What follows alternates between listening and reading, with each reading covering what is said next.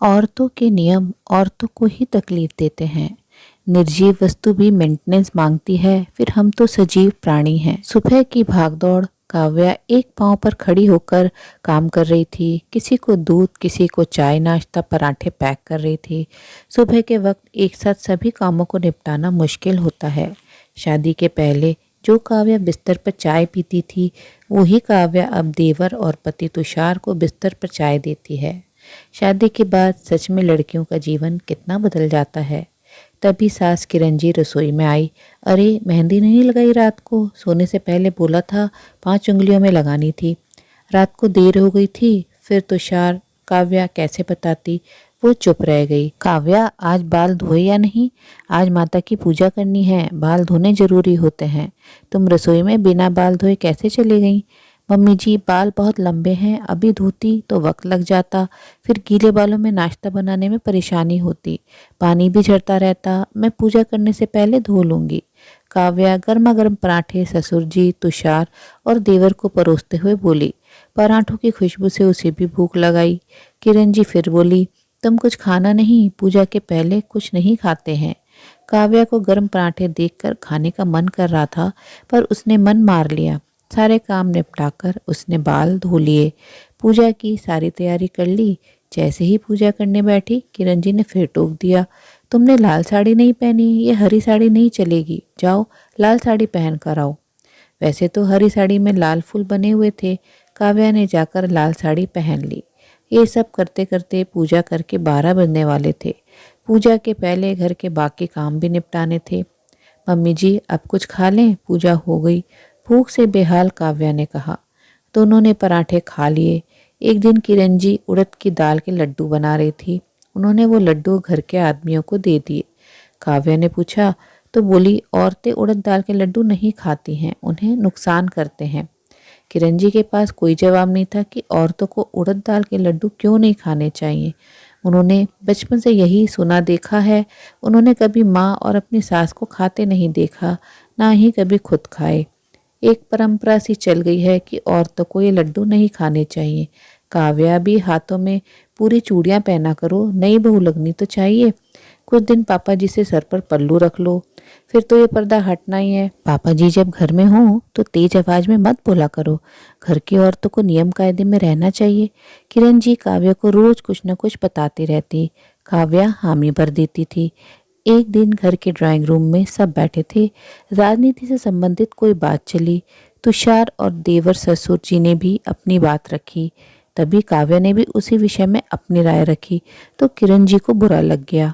उन्होंने फिर कहा, औरतों को इस तरह घर के आदमियों से बहस नहीं करनी चाहिए। वो जो कह रहे हैं सही कह रहे हैं, बिना बात बहस करने से क्या फायदा। औरतों को चुप रहना चाहिए। काव्या चुपचाप अपने कमरे में चली गई। उसे बहुत बुरा लग रहा था, पर वो कुछ कह नहीं सकी। तभी किरण जी कमरे में आई। काव्या, सबके लिए चाय बना लो, आज तो बड़ी देर कर दी। घर के सभी लोग चाय के इंतजार में बैठे हैं। घर की औरतों को सबको वक्त पर चाय नाश्ता देना चाहिए। कब से सब लोग इंतजार कर रहे हैं। किरण जी की हर बात पर बस यही मानना था कि औरतों को ये करना चाहिए, औरतों को वो करना चाहिए। कभी ये नहीं कहती कि घर के आदमियों को क्या करना चाहिए। काव्या को इस तरह के माहौल की आदत नहीं थी। वो मायके में स्वतंत्र थी। उनके घर में औरतों के लिए विशेष नियम नहीं थे। यहाँ ससुराल में माहौल एकदम अलग ही है। एक दिन तुषार ऑफिस जाते वक्त पर्स घर पर ही भूल गए। ऑफिस से गुस्से से भरकर आए और आते ही काव्या पर बरस पड़े। आज तुमने मुझे पर्स नहीं दिया, तुम्हारी वजह से मुझे कितनी परेशानी हुई।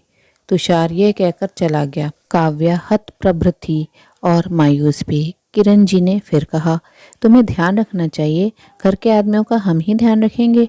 काव्या बहुत ही परेशान हो गई। औरतों को ही सब करना चाहिए। तुषार ने सबके सामने डांटा तो उसे बहुत बुरा लगा। ये बात तुषार कमरे में ले जाकर भी बोल सकते थे। हर बार की तरह भूले तुषार और डांट मुझे पड़े। सुबह इतने सारे काम होते हैं, आज मैं भी भूल गई।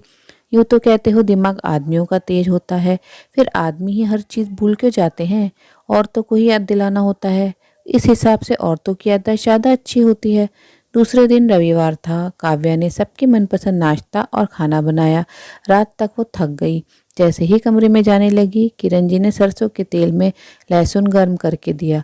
तुषार थक जाता है, एक रविवार को ही उसे आराम मिलता है। उसके पाँव में मालिश कर देना, कल से उसे फिर काम पर जाना है। फिर काव्या को समझाते हुए बोली, घर के मर्दों को थकान हो जाती है, हमारे लिए वो सारी सुविधाएं जुटाते हैं, घर चलाते हैं, घरौंदा बनाते हैं, पर कितनी सी देर वो इस घरौंदे में रहते हैं। सुबह के निकले शाम को आते हैं, हमें उनकी सेवा करनी चाहिए।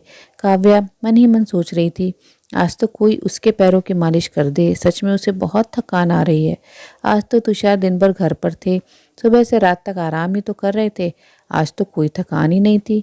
घर की औरतें तो कभी थकती नहीं हैं, सारी थकान सिर्फ आदमियों को होती है। घर के आदमियों को किरण जी ने सर चढ़ा रखा था, उन्हें घर की औरतों का दर्द ही महसूस नहीं होता था। तुषार मालिश करवा के सो गया। उधर काव्या करवट ही बदलती रही। ये सोचते सोचते काव्या सो नहीं पाई, रात भर पैरों के दर्द से कराहती रही। सुबह उसकी आंख देर से खुली तो किरण जी चिल्ला पड़ी, ये कोई वक्त है उठने का? औरतों को आदमियों से पहले उठना चाहिए। अब सबके लिए नाश्ता बनाओ। काव्या ने सबको नाश्ता करवा दिया। पहले जाकर मंदिर में पूजा कर लो, फिर तुम नाश्ता करना। औरतों को पूजा करके ही नाश्ता करना चाहिए, इससे घर में सुख समृद्धि बनी रहती है। काव्या को समझ नहीं आ रहा था, घर के आदमी तो बिना नहाए बिना पूजा किए नाश्ता कर सकते थे, पर घर की औरतें पहले नहाएं, फिर सबको नाश्ता करवाएं, फिर पूजा करें, उसके बाद भी जरूरी नहीं कि वो तसल्ली से नाश्ता कर पाएंगी। इन सब से आदमियों को कोई फर्क नहीं पड़ता है, उनका जीवन तो चलता रहता है, पर औरतों के बनाए गए हर नियम औरतों को मानने होते हैं। पीढ़ी दर पीढ़ी में ही परंपरा चली रही है। औरतें ही औरतों पर ये नियम थोपती हैं, जो तकलीफ उन्होंने पाई वही तकलीफ वो अपनी बेटी बहू को देती हैं। जिन नियमों से वो खुद परेशान हैं वही नियम उनसे मनवाती हैं। पुरुषों के लिए तो कोई नियम नहीं होते हैं। कभी किसी आदमी को भूखा रहते नहीं देखा, कभी कोई पुरुष तो घर की सुख शांति के लिए भूखा नहीं रहता है। घर के आदमियों को सही समय पर चाय नाश्ता खाना चाहिए, तो औरतों को क्यों नहीं? उनका भी शरीर है, उन्हें भी भूख लगती है, पर इन्हीं नियमों के चलते वो भूखी रहती हैं, अपनी भूख प्यास मारती हैं, सबका ध्यान रखती हैं, पर उन्हीं औरतों के बनाए नियमों के कारण खुद का ध्यान नहीं रख पाती। उन्हें बीमारी घेर लेती हैं, बीमार होकर भी वो घर का पहले ध्यान रखती हैं। हमेशा एक अपराध बोझ से ग्रस्त रहती हैं। क्या हुआ जो बिना नहाए खाना बना लिया? क्या हुआ जो पूजा करने से पहले नाश्ता कर लिया? क्या हुआ जो थोड़ा अपना ध्यान रख लिया? क्या हुआ जो उड़द के लड्डू खा लेंगी? क्या हुआ जो वो कभी पति को पर्स, कार की चाबी या रुमाल देना भूल जाएं? क्या हो जाएगा अगर पिता समान ससुर जी के सामने कुछ बोल दें? हाथों में भरकर चूड़ियां ना पहने, उसे रसोई में काम भी तो करना होता है। क्या हुआ जो वो सर पर पल्लू ना रखे? औरतें अंतरिक्ष में पहुंच गई और कुछ लोग समाज में पल्लू पर ही अटके हुए हैं। सब भूल जाते हैं, केवल औरतों के सर पर दोष क्यों मढ़ा जाता है? जो नियम तकलीफ देते हैं उन नियमों को तो छोड़ देना चाहिए। कुछ छोटी छोटी बातें भी बड़ी तकलीफ देती हैं, हम फिर भी जीवन भर उन नियमों को निभाते हैं। काव्या का मन बहुत बेचैन हो रहा था। उसने कुछ सोचा और अगले दिन वो जब उठी तो सबको चाय देकर खुद भी अपना कप लेकर जाकर बाहर बगीचे में बैठ गई। किरण जी उसे ढूंढते हुए आई। काव्या, तुम सुबह सुबह बैठ गई? तुषार बुला रहा है, उसे किसी चीज़ की जरूरत होगी तो? मम्मी जी, तुषार को यहीं भेज दीजिए, मैं सुबह की चाय के साथ धूप सेक रही हूँ, इससे विटामिन डी मिलता है। आप भी आकर बैठिए, अपनी सेहत का ध्यान रखिए, आपके भी शरीर में यहाँ वहाँ दर्द होता रहता है। काव्या ने नाश्ते की तैयारी कर ली, सबको नाश्ता करवा के वो भी खाने लग गई। काव्या, तुमने पूजा किए बगैर खा लिया?